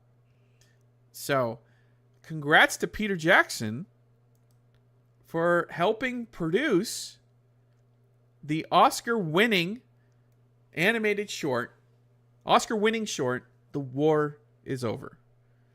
That's huge news, Cliff. Peter is still winning Oscars. You're muted. Unmute. Can't hear you. Peter, well, I didn't want you to hear me coughing into my microphone. But I love that 20 years after the big Return of the King Oscar party, Peter's name was back at the Oscars this Sunday. It was really cool. Is there a chance? That's what I'm saying. Like, so in this year's Oscar, 3 shout outs, 3 things that make us believe that if War of the Rohirrim is as good as what we hear it is, that it's an anime movie, and anime just won Best Animated Picture. It's made in Japan. Godzilla -1 just won an Oscar, and it was made in Japan. And Peter Jackson and Weta just won an Oscar for Best Short for War Is Over. Those are 3 connections to... to War of the Rohirrim. Miyazaki won. Peter Jackson's team was involved in the short film. And the only real problem is, let's ask, when is the release date of the 3rd Spider-Man film? Next year, I believe. Not this year, but next year? Yeah. I think it's like 25 or 26. Okay. It got that pushed. Would be It got pushed. So Sony. So when Sony Pictures releases that 3rd, you better believe that the energy around that 3rd Spider-Man Across the Spider-Verse movie, or whatever the subtitle will be, it's going to be on the energy level of The Return of the King. I was on Twitter yesterday, and one of the animators who lost in the animated category to Miyazaki. He was working on Spider-Man, and he said, "You know what? We gave it our best. We really gave it our all. But if you're going to lose, it doesn't hurt so bad when you lose to the greatest of all time." And he put up a big picture of the boy and the heron. And I responded to him, and he instantly clicked like, and he liked it. He said, I said to him, I said, "My man, Peter Jackson had to wait until after the Two Towers. So when your third movie comes out, it will be much, much more uh, eagerly anticipated. It will be a really big, exciting, a triple earned achievement, and that will be your crowning moment." Well, this is exciting. This is very exciting that all of this has come together. Like, It I sure don't know, is. there's a lot of energy going into next year's Oscars. And also, because of all the strikes, there are a ton of delays on a lot of movies, especially animated films. And Cliff, there aren't very many animated films coming out this year. There's Inside Out 2. There's a new DreamWorks film about to come out. DreamWorks' last in-house film, I should say. You've got What's that? War It's of the about the robot. Rohirrim. It's called The Wild Robot. Yeah. Yeah, something robot. You've got War Yeah. of the Rohirrim. Uh-huh. So I believe Spider-Verse got delayed to next year. So this is exciting. I think Rohirrim has a really good chance. It's actually the first one. When you look up animated films 2024, the first one you see is War of the Rohirrim. The next one is Inside Out 2. And the next one is Kung Fu Panda #4. That's right. Wow. Yep, that's it. Yeah, So it's you- called The so- Wild so- Robot. That's big. That's going to be a big release for them. Big year, Cliff. The fact that the production, the people behind War of the Rohirrim have already given interviews to Nerd of the Rings. They're posting about the scoring of the music in 2 different countries. There's so much excitement already, and the movie's not coming out till December, but it's perfectly primed to take advantage of some Oscar love, and I am looking forward to those nominations, and I'm looking forward to hanging out with you and all of our viewers at an Oscar party. Let's do it again, folks. Yes. Let's support War of the Rohirrim. I would love to hear. I just would love for Lord of the Rings to return to the Oscar stage and give us a reason to have a party together. It's gonna be so much fun. Couple of things before we let you go. Turns out Tom Shippey has his own YouTube channel. I don't know how this flew under the radar, but he's been doing regular talks streamed on YouTube. But he charges. He doesn't charge. Well, a lot of people charge, but rather than have a Patreon, he does Eventbrites. So he posts some videos, and he posts the videos like after the fact. But if you want to be the first to keep up with Tom Shippey, he just did one this weekend on Saturday at 1 p.m. in the UK, where he talked about H. Rider Haggard, J.R.R. Tolkien, and the literary revolution that happened at the time. So he talked. He did it on the Uppsala Books video channel. As you can see, this YouTube channel, it only has 615 subscribers. So it's very under the radar, folks. So look for this on YouTube. This is your call to action for the show. Uppsala Books, Uppsala. Uppsala Books on YouTube. It only has like 600 subscribers. Doesn't have a lot of videos, but they're all Tom Shippey. It's all Tom Shippey. How cool. That is super cool. I love that. It's I'm going to have to subscribe right now. It's old videos of Tom Shippey on Ring Race and the Nature of Evil. It's old Tom Shippey on Beowulf. It's old Tom Shippey throwback. It's Tom Shippey with his wonderful headset in his library since. So yeah, this is his own channel. And the first video 6 months ago says Tom Shippey Welcome to Uppsala Books. Let's play that, actually. Hello, everyone. Welcome to Uppsala Books. I'd like to encourage you all to look at our first production, which is Beowulf, a translation and commentary produced by myself and my colleague, Professor Nydorf. It's a translation and it's a commentary, but it also contains supplementary material, including, for instance, an appendix on Tolkien and Beowulf, a lifelong involvement. So there it is. This is the real deal. Uppsala Books. Tom Shippey has a YouTube channel. He even has a clip of Nerd of the Rings. Why read Beowulf? Uppsala Books. I subscribed. I did it. I subscribed. How so fabulous. There you go. And of course, Tom Shippey was originally announced to be involved in the TV adaptation of Lord of the Rings, but then he was let go very early on. And we still don't have the whole story, but maybe on his YouTube channel, parts of that relationship will leak out at some point, because he is a very opinionated, wonderful man who absolutely wonderful, cannot be made scared or nervous about. So I am subscribed, and now I'm looking forward, and you should too. A couple other things to come out. Before we get to those couple of other things, hey kids, if you do not know who Tom Shippey really is, get yourself a copy of Author of the Century. It's called Tolkien, Author of the Century by Tom Shippey. It is an amazing book of scholarship, and it's easy to read, so good, and so erudite. It's great stuff. So highly recommended. Go, Justin. And my final thing on this is Tom Shippey, in a sea of Tolkien scholars, Tom Shippey is the upper 1% echelon. He is the scholar's scholar. Yes, yes, he is. He is probably a top 5, top 3, maybe even top 2 Tolkien scholars who has an encyclopedic understanding of everything in the books and Tolkien's intent behind everything in the books. And it was the best sign that the richest company in the history of the world, with the biggest budget television show in television history, would hire the best of the best of the best. And and it was shocking, and it still is shocking, that they let go of the best of the best.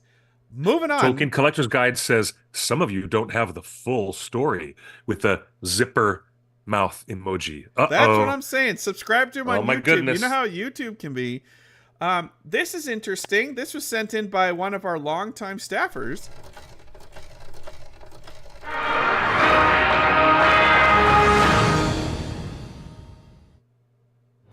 Peter Jackson's The Lord of the Rings. There is only one Lord of the Rings. We were filming 3 massive films all happening at the same time. The cinematic saga that conquered Hollywood. The Oscar goes to The Lord of the Rings. As well as the world. People lost their minds. From the battlefields of World War I. Tolkien did see action in France.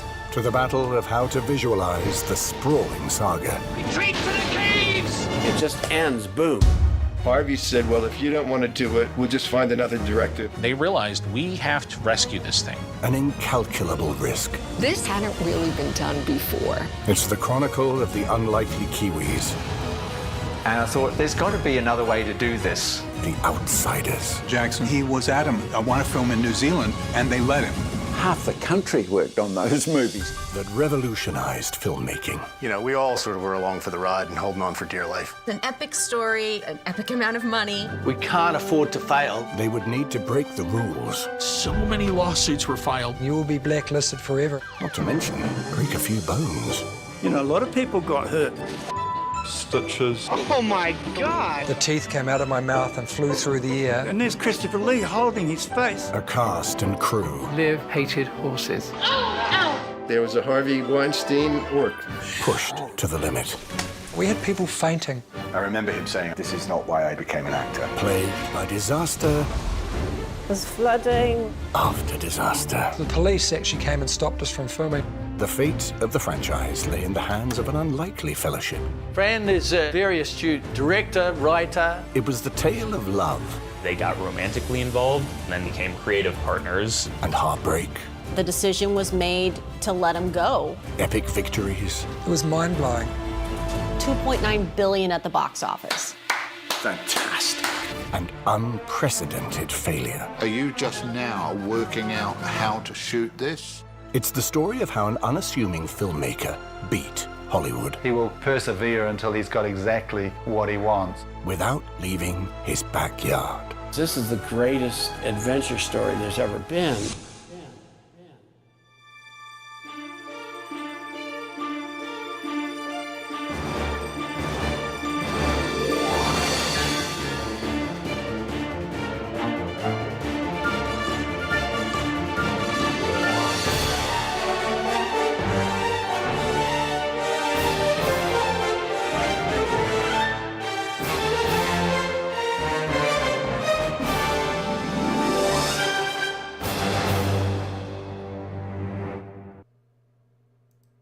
All right, that comes out April 9th. So we're about 1 month away from this brand new documentary. I believe it's going to be on Vice, but I think Vice just sold to another company or something. We will be Vice just sold and folded. Yeah, they did. Yeah, so I don't know where this is going to end up, but when it comes out, we of course will share with you. But it's a full-length feature documentary called Icons on Lord of the Rings, and as you can see, those are all brand new interviews with the producers and the cast and people close to Peter Jackson and the Tolkien estate, and it looks really interesting. And narrated by one of the stars of the Hobbit trilogy, Graham McTavish. Just the way that I got one of the stars of the Lord of the Rings trilogy to narrate my documentary. It's the only way to do it. Ian Tembley in the chat room says that looks awesome. You can only watch the appendices so many times. I can't wait for another documentary. Also, it's been 20 years since these movies came out. We just celebrated the 20th anniversary of this clean sweep Oscar win, so it does make sense to have to look back at this point, and it sounds just as thrilling as ever. And again, Cliff, it's so weird for me to see that trailer and them talk about, like, you know, how they were bucking Hollywood. And we just talked about Arthur Rankin saying, I'm going to make this no matter what, public domain. No matter what. Like, there's something about, what is it about the Tolkien Lord of the Rings where people just have to create? Like, legal stuff, ignore, like you cannot ignore the legal stuff. Did you see that segment in that trailer where there's a whole segment on lawsuits? Tons of lawsuits. Lots of lawsuits, yeah. Dozens of lawsuits have triggered from the Lord of the Rings and Hobbit movies. And we've tried to cover a lot of them through the years. But this has been one of the most litigious, litigated franchise rights in movie history. So many weird moments. It wasn't all just peaches and cream and everybody being happy and everybody getting along. It never was. It was after crazy. the movies were out, there were still lawsuits. Oh my gosh. So the documentary looks great, and I think in hindsight, with 20 years of hindsight, I think people are willing to talk a little bit more about those crazy dramatic times. We know that the actors weren't happy with some of the deals that they got and everything like that. So and then one final thing before we let you go, a few staffers are getting together, not for Spice Girls, but for the Middle Earth Halfling Marathon that's going to be held at Hobbiton in New Zealand on Saturday, the 23rd of March. So we are 10 days away from that's cool. the Middle Earth Halfling Marathon. It is going to be an annual event. It is an annual event. How cool is that? We're trying to get a group of people together to do it next year for 2025. But in 10 days, there is a wonderful half marathon, 13.1 miles. As you know, a marathon is 26.2 miles. A half marathon is 13.1. So those numbers mean something special. Let's take a look at the Gosh, trailer. that's so cool.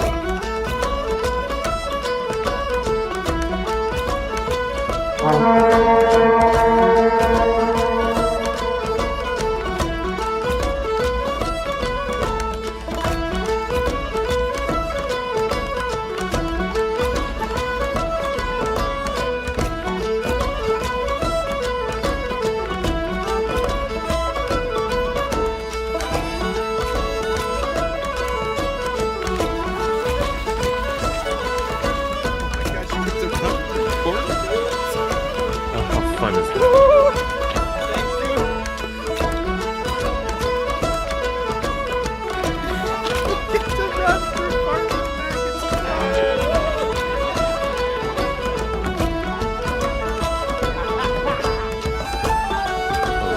Man, that's amazing.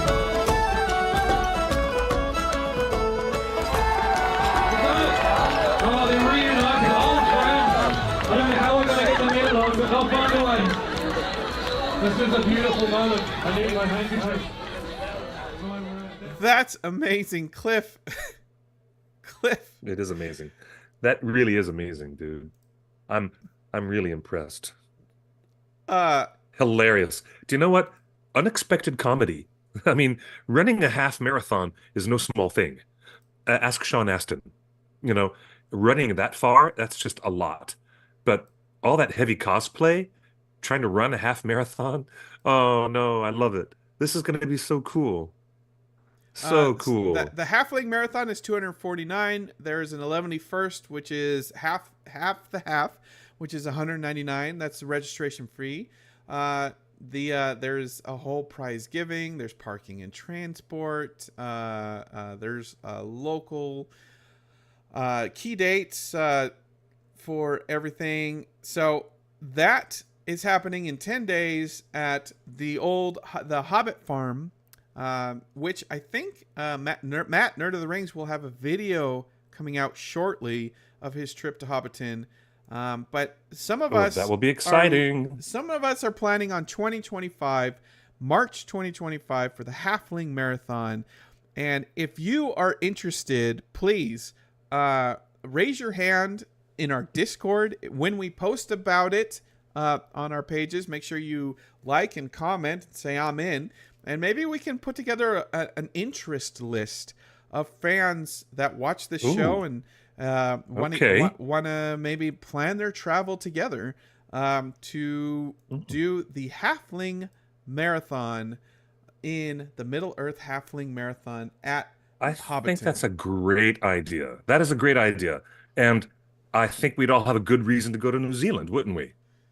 So amazing things coming out this year. Let's just recap. There's a Halfling Marathon in Hobbiton, New Zealand next week. Next month, there's a brand new full-length documentary on the making of Lord of the Rings with a ton of brand new interviews from the producers, that's right, and actors, and how Lord of the Rings came together, talking about the lawsuits, talking about the injuries on set, talking about how it wasn't union and the controversy of the non-union production. And then, of course, we talked about how Rohirrim will be coming out in December of this year. And for all of these reasons that Japan won at this year's Oscars this last weekend, there is a really good chance that War of the Rohirrim, if it's done well, could be in Oscar contention and a strong contender next year. It will be. The Academy is not afraid. It'll be an Oscar contender. The phenomenon was that number 1 and number 2 at the box office was Boy and the Heron, number 1. Godzilla, -1, was number 2.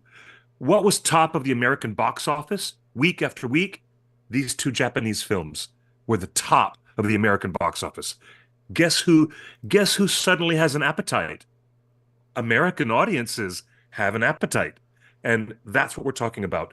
Dial in later on in November, and we'll see for sure how close Warner Brothers Discovery and the producers of War of the Rohirrim can bring this magic alchemy together. I'm sure it will be really, really eye-opening. And we started off the show with a brand new published volume of Tolkien's poems in the collected poems of J.R.R. Tolkien, a 3-volume set that will retail for $90 in September. Big news. This year is shaping up for some huge Tolkien releases. I'm so excited that we're still talking about this. This show has been a 2 solid hours of incredible conversation. Oh boy. And I'm going to link this week. I will link to the Rankin Bass, the Arthur Rankin interview that caught my eye, and what a treasure trove of a find, because that was new information that The Hobbit was originally animated under public domain and lawsuits. How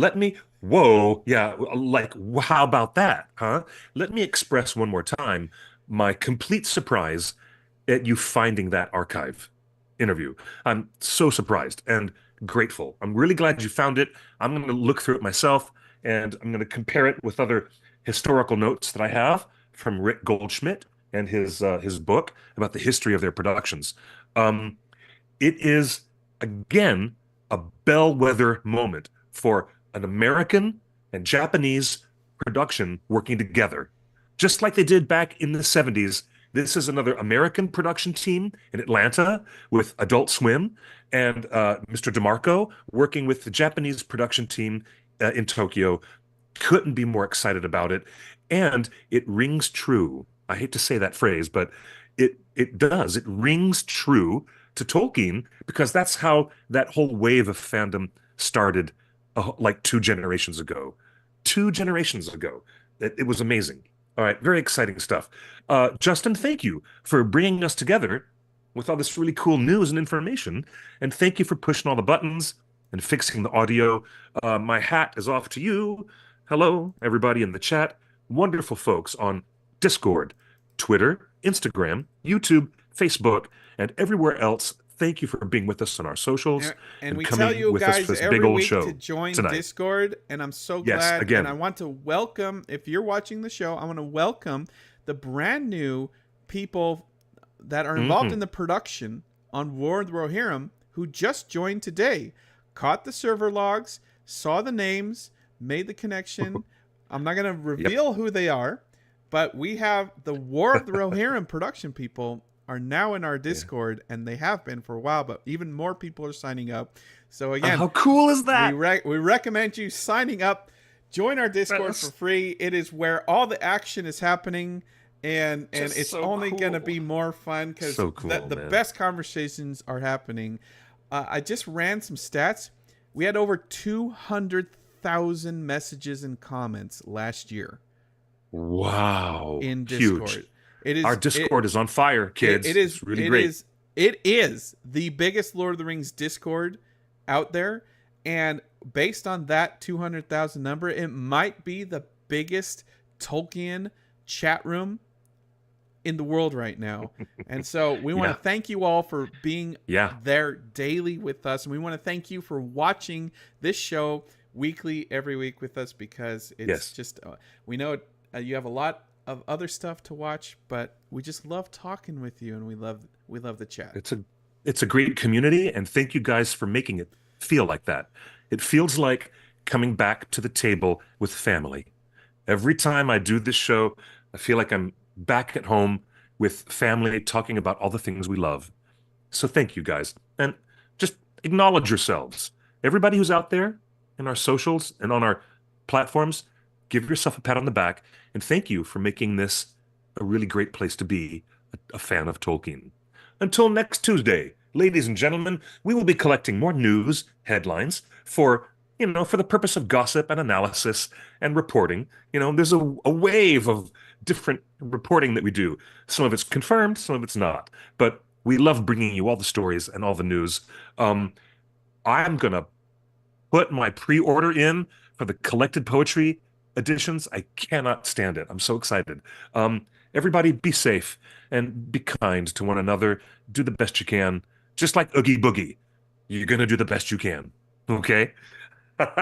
And again, my deepest congratulations to all the hardworking people at G Kids, the American film distributor for The Boy and the Heron, and the hardworking team at Studio Ghibli for giving us all the magic that you've given us all these many, many years. Congratulations on your Oscar, and we'll see you guys next week, right here, 5 p.m. Pacific time, same bat time, same bat channel, for another episode of Torn Tuesday. Follow me on Instagram and Twitter at QuickBeam2000. We'll talk about all kinds of fantasy and sci-fi and cool geek stuff, and you can follow us at The One Ring Net. Just take out the dot, and that's where we are. Everybody, be safe. Much love to everyone. And as I like to say, good night and good luck. Or better yet, buenos noches y buena suerte. Bye, everybody.